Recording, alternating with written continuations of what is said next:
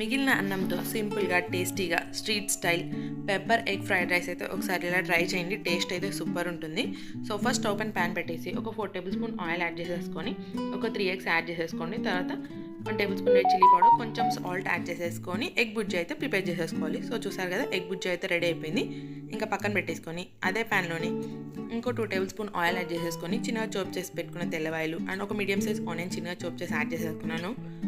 ఒక 2 మిర్చి, కొన్ని బీన్స్ అండ్ కొన్ని క్యారెట్ కూడా యాడ్ చేసేసుకొని ఒక 1/2 టేబుల్ స్పూన్ సాల్ట్ యాడ్ చేసేసుకొని ఫ్రై చేసేసుకోవాలి. కొంచెం ఫ్రై అయిన తర్వాత ఒక 1/2 టేబుల్ స్పూన్ పెప్పర్ పౌడర్ కూడా యాడ్ చేసేసుకొని మిక్స్ చేసేసి ఒక 1 మినిట్ ఫ్రై చేసేసుకోవాలి.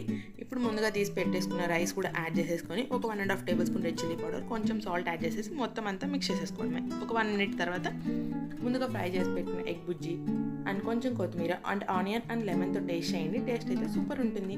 వీడియో కనుక నచ్చితే లైక్ చేయండి. చూసాక సబ్స్క్రైబ్ చేసుకోవడం మాత్రం మర్చిపోకండి ప్లీజ్.